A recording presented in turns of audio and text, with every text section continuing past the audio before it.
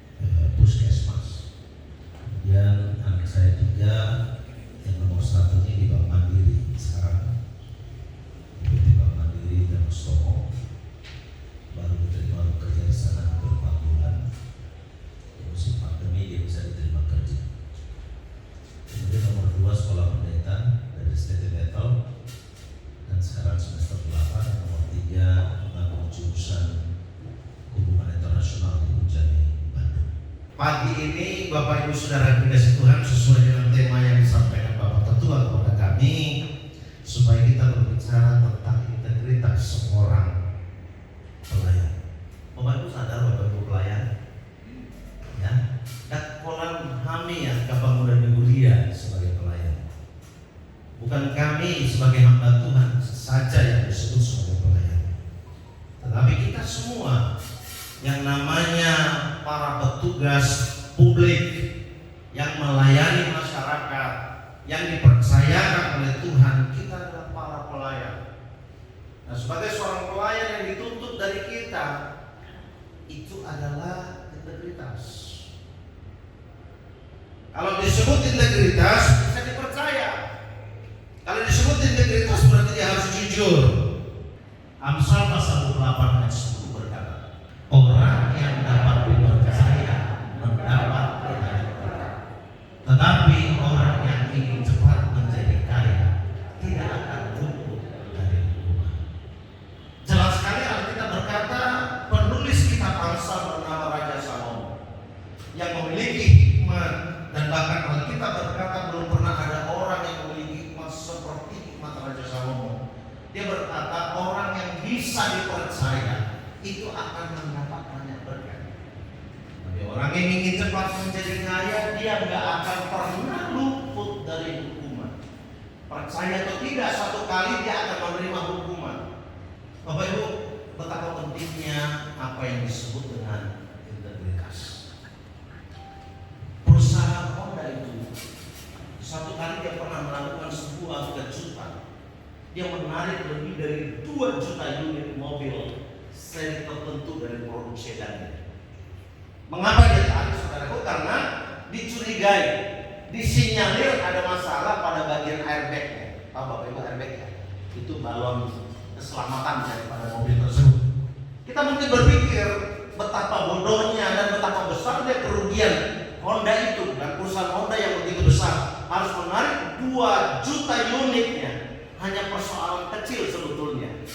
Bapak Ibu Saudara dikasih Tuhan, tetapi kenapa mereka lakukan? Hanya untuk menjaga yang namanya integritas. Mereka rela rugi, mereka rela saudara dikasih Tuhan untuk mendapatkan mungkin bukan hanya kerugian secara materi, tetapi saudara mereka akan dicemooh karena gagal, gitu kira-kira. Tetapi sudah mereka tarik dari pasaran yang sudah terjual 2 juta unit. Mengapa mereka lakukan? Integritas. Memang integritas itu nggak bisa sekedar berbicara, harus ada fakta dan realita yang harus kita kerjakan dalam hidup. Perusahaan Honda itu komitmen pada value.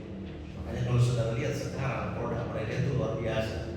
Satu-satunya industri Jepang, industri otomotif Jepang yang bisa menyaingi Toyota itu cuma Honda. Dan beliau itu sekarang lebih laku dari Avanza. Karena apa? Mereka komitmen pada nilai. Bagian-bagian mana yang banyak dikeluhkan masyarakat itu mereka tarik dari masyarakat. Betapa berharganya nilai sebuah integritas sampai perusahaan tersebut rela mengalami kerugian juta dolar demi mempertahankan nama baiknya. Jadi untuk nama baik kita rela untuk mengalami kerugian. Bapak Ibu yang kedua, Bapak Ibu pernah mendengar yang namanya minuman kopi terkenal, namanya Starbucks. Di sini belum ada Starbucks ya, kebetulan kami sering ngobrol dengan Pak Ketua.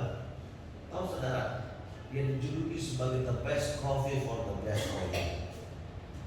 Ya, janji Starbucks berkata begini, Anda berhak mendapatkan minuman yang terbaik dari kami. Bila tidak, beritahu kepada kami supaya kami membetulkannya. Ini merupakan pernyataan akan komitmen kepada nilai. Makanya Starbucks itu Bapak Ibu ada di mana-mana, mendunia, di airport, hampir semua airport. Jadi kalau saya terbang ke Israel, kebetulan saya memang guide juga, ya.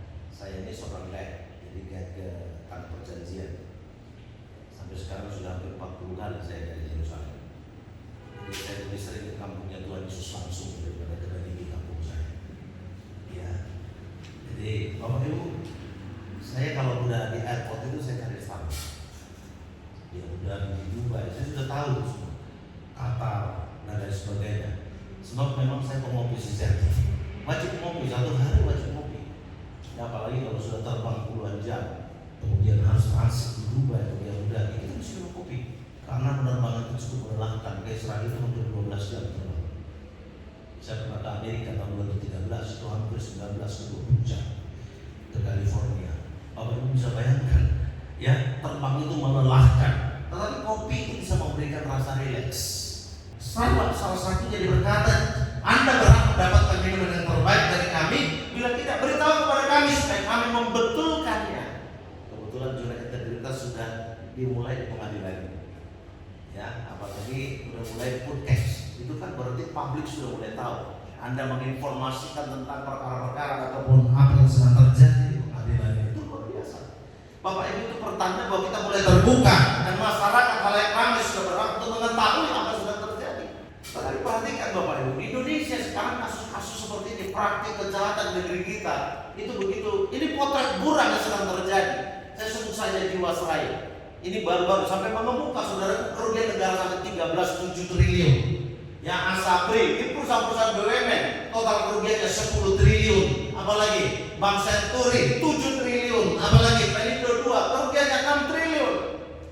Kita di negara ini saudara masih punya potret buram yang model seperti ini.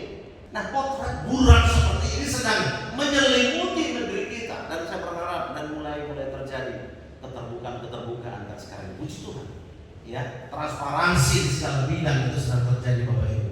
Nah, pandangan keliru mengenai integritas. Integritas itu bukan berarti bahwa kita tidak pernah berusaha. Integritas bukan berarti bahwa kita sudah sempurna. Yang berani berkata dia sudah sempurna itu bohong.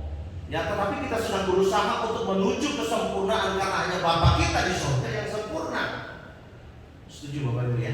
Nggak ada yang sempurna. Saya tidak sempurna sebagai seorang pendeta, tetapi saya selalu berupaya menuju kesempurnaan itu. Dan kemudian integritas bukan berarti bahwa kita tidak pernah gagal. Saya pernah gagal. Apa yang bisa dihasilkan oleh sebuah integritas? Integritas itu selalu melahirkan yang namanya value, nilai. Nilai seorang pendeta, nilai seorang hakim, nilai seorang panitera, nilai seorang staf di pengadilan ini ditentukan oleh apa? Integritas kita. Orang maunya kenal saya ini pendeta yang betul-betul saudara itu punya nilai. Dimulai dari mana? Value saya harus dimulai dari keluarga saya, istri dan anak saya. Tahun ini kami bicara tentang keluarga sepanjang tahun. bagaimana tugas suami. Karena sekarang kasus perceraian paling banyak. Pak Ketua Pengadilan bilang tadi, baru saya di sini Pak sudah 7 kasus perceraian.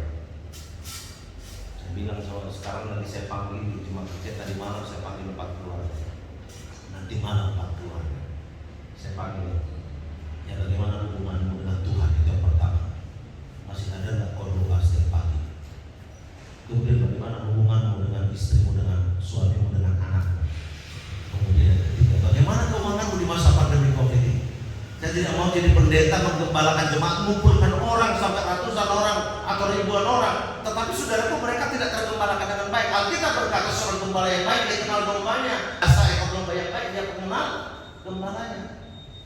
Bayangkan kalau kita cuma ngumpulin orang, kolektornya kita kumpulin setiap hari Minggu tapi kita nggak kenal. Bagaimana dengan pergumulan mereka di rumah tangganya?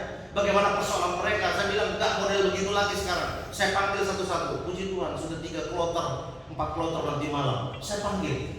Jadi saya tahu persis persoalan di tengah-tengah jemaat saya. Saya tahu persis. Tadi malam ada satu keluarga datang, saudaraku dikasih Tuhan, suaminya nggak pernah ke gereja. Istrinya saudaraku sudah 2 tahun di gereja kita. Saya nggak pernah lihat. Tapi puji Tuhan datang suaminya. Apa alasanmu, Mama? Kenapa kau nggak ke gereja? Saya tanya. Mama malas. Anaknya mau malas. Karena kerja baru nama anak apa sih mana? Iya, tapi siapa pun tahu.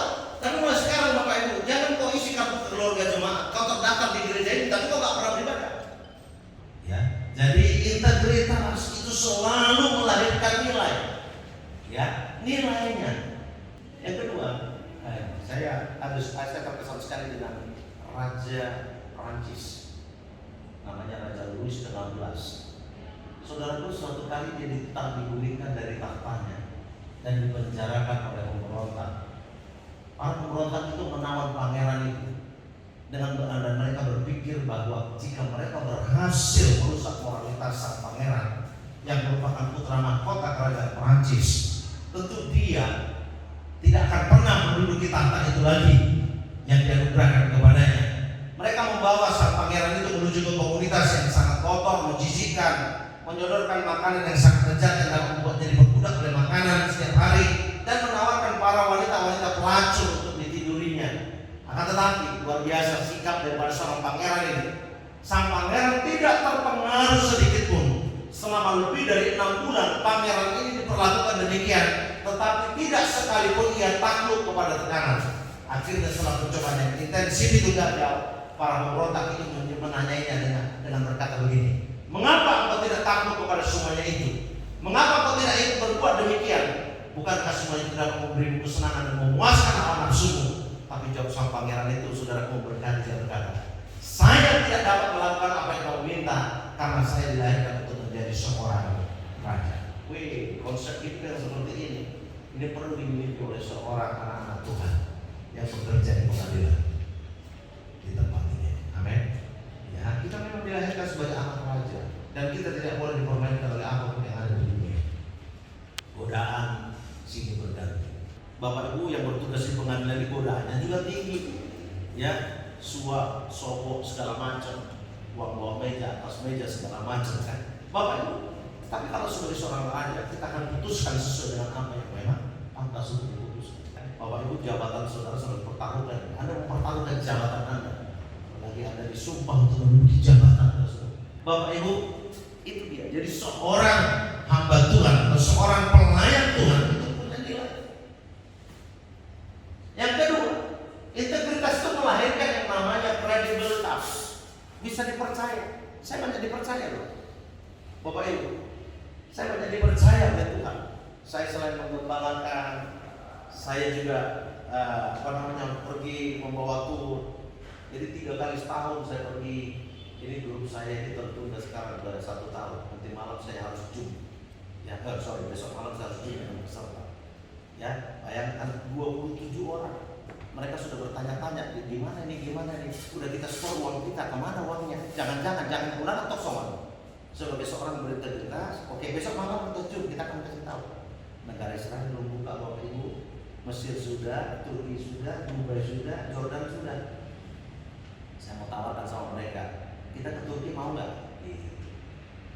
Jadi Bapak Ibu, itu bukti kita berani mempertanggungjawabkan apa yang pada kita. yang sudah dipercayakan oleh orang lain kepada kita.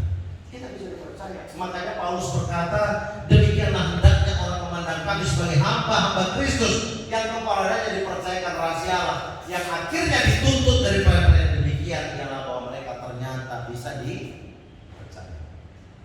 Sebagai hamba Tuhan bisa dipercaya, sebagai ketua pengadilan bisa dipercaya, sebagai pelayan masyarakat kita semuanya bisa dipercaya.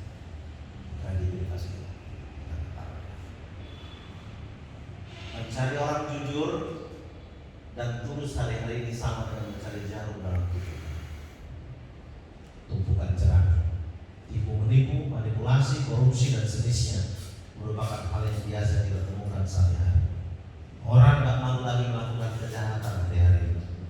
Jangan-jangan dikhawatirkan ke depan orang jujur akan terlihat sebagai orang aneh. Betul. Apa saja yang biasa kalau integritas itu melahirkan perkenanan. Oh, saya pengen diperkenan Tuhan. Ya, saya pengen diperkenan Tuhan. Jadi gitu, Anda renang mohon apa-apa dong. Wah ya, aku tak sulit sama menurut, amin. Kenapa sulit? Kalau kita justru jaga aja integritas kita. Urusan sama uang, jangan terlalu kita ini kalau harus bisa dipercaya. Untuk tetap dalam urusan uang harus bisa dipercaya supaya Tuhan memperkenan hidup kita. Kalau Tuhan sudah memperkenan hidup kita, apapun jalan itu tidak ada susah. Jujur, saya tidak kasih tahu kata saya.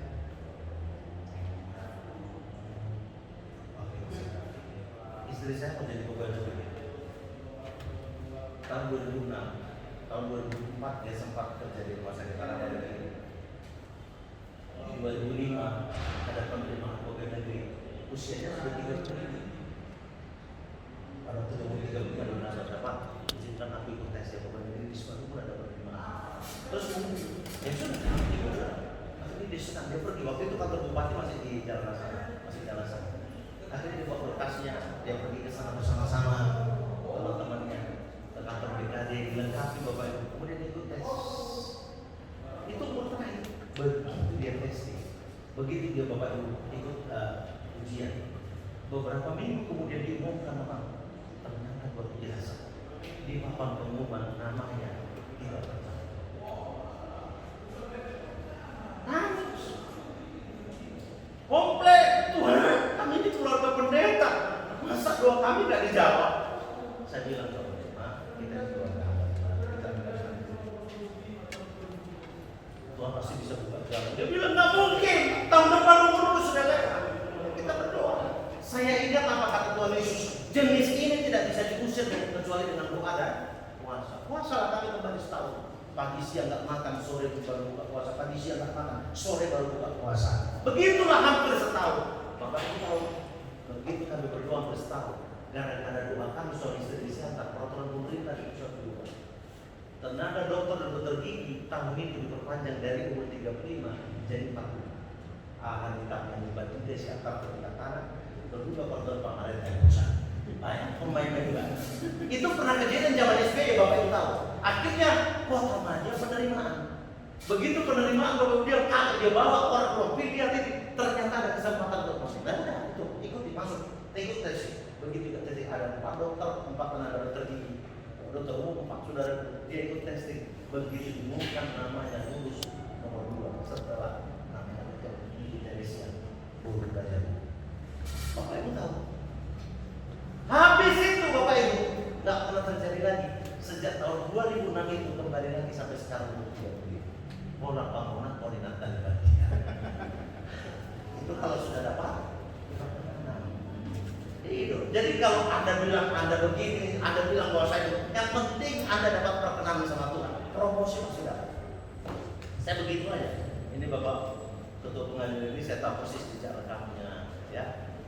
Karena saya sudah ketemu beliau ini, Bapak Ibu sejak tahun 99 di Terinti. Sama-sama melayani. Saya dulu sering khotbah di situ. Saya sudah lama jadi hamba Tuhan. Saya jadi hamba Tuhan sejak tahun 94. Jadi sampai sekarang sudah 27 tahun saya jadi kembali pendeta. Jadi bukan muda lagi Bapak Ibu. Kenapa bereng ngomong ya. Bapak Ibu saya ketemu beliau. Akhirnya ketemu di Kecamatan Siantar lagi. Bapak Ibu perkenan. Amin. Ya kalau sudah ada di hatinya Tuhan, sekarang sulit isi yang mengabar dalam membedakan orang ibadah susah. Persiapan. Ibai susah. Allah namanya sudah perkenanan. Nak muai do kocol mau belum berkenan di julung di dewa. Dan ada orang baca persiapan. Ya, makanya percaya Tuhan. Ungkapan orang bijak berkata, integrity is not what people impress about you, but what God says about you. Artinya, integritas itu bukan apa yang orang terkesan mengenai Anda, tapi apa yang Tuhan katakan mengenai Anda. Orang boleh menilai saya buruk, orang boleh mengatakan saya begini, tapi kalau dari Tuhan bilang bahwa dia orang yang terbaik, gimana ada. Makanya salah satu tokoh yang paling saya kagumi dalam Alkitab itu namanya Daud. Daud itu bapak itu jahat. Dia pernah memperkosa istri Uria. Dia pernah saudara ketika itu melakukan kejahatan. Suaminya pun dibunuh. Tetapi saudara Daud ditemukan sebagai orang yang berkenan di hati Tuhan. Artinya Tuhan nggak mentoleransi sebetulnya kejahatannya. Tetapi saudara kalau sudah dapat perkenanan Tuhan, siapapun yang mau menghambat jalannya tidak akan pernah. Makanya bapak ibu itu jangan. Makanya pertahankan integritas supaya Tuhan akan membuat orang tahu bersama saya. Amin. Ya. Amin. Kalimat demikianlah hendaknya orang memandang kami sebagai hamba Kristus. Ya, berbentuk imperatif. Ya, tidak suatu keharusan. Siapa kita dilihat banyak orang? Apakah kita masih hamba Kristus? Siapa kita dilihat pengusaha? Apakah kita masih sebagai hamba Kristus?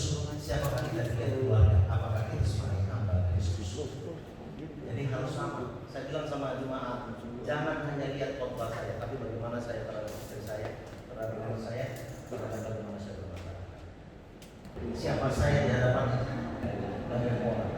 Ya, apakah saya bisa mempertaruhkan nilai kehambaan saya? Dan siapa saya di keluarga saya? Saya selalu berkata, kalau seandainya saya gagal memimpin keluarga saya, lebih bagus saya bersyukur dari pendeta. Karena kita berkata, kalau dia tidak bisa memimpin keluarganya, bagaimana mungkin dia bisa memimpin? Makanya selalu saya berupaya. Saya jaga integritas saya